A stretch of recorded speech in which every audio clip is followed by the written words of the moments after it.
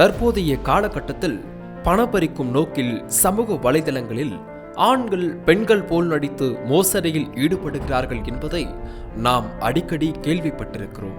ஆனால் தூத்துக்குடி மாவட்டத்தை சேர்ந்த ஒரு பெண் தனது மகளை வளர்க்க ஆணாக மாறி யாருக்கும் சந்தேகம் வராதபடி 30 ஆண்டுகளுக்கும் மேலாக தவ வாழ்க்கை வாழ்ந்துள்ள சம்பவம் நடந்திருக்கிறது.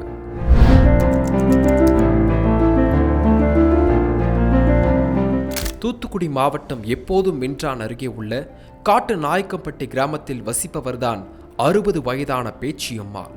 இவருக்கு 20 வயது இருக்கும் பொழுதே திருமணம் நடந்திருக்கிறது. ஆனால் திருமணம் முடிந்த 15 நாட்களில் மாரடைப்பால் அவரது கணவர் இறந்து விட்டார். இதனால் இளம் வயதிலேயே பேச்சியம்மாள் கைம்பெண்ணாக மாறினார்.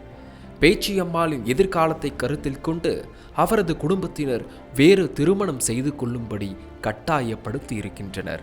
அதன் பிறகு அவருக்கு ஆண் குழந்தை பிறக்க கணவர் இல்லாத சூழலில் பேச்சியம்மாள் மட்டுமே வேலைக்கு சென்று சம்பாதிக்க வேண்டிய நிலை இருந்ததால் வேலைக்கு சென்றார். ஆனால் அவருக்கு அங்கும் அச்சுறுத்தல் இருந்துள்ளது.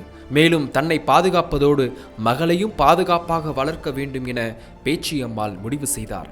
ஒரு நாள் திருச்செந்தூர் கோவிலுக்கு சென்று மொட்டையடித்துக் கொண்ட பேச்சியம்மாள் ஆண்களைப் போன்று சட்டை, லுங்கி, வேஷ்டியை அணிய தொடங்கினார்.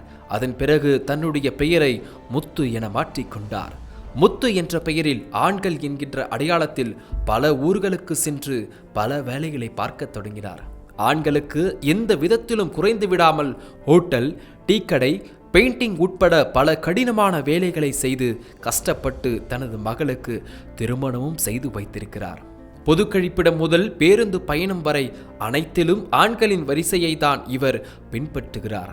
வாக்காளர் அடையாள அட்டை முதல் ஆதார் அட்டை வரை அனைத்திலும் முத்து என்ற பெயரில் ஆண் அடையாளத்துடனேயே பெற்றிருக்கிறார். பேச்சியம்மாளின் இந்த துணிவான முடிவு மற்றும் தியாக வாழ்க்கையை அனைவரும் பாராட்டி வருகின்றனர்.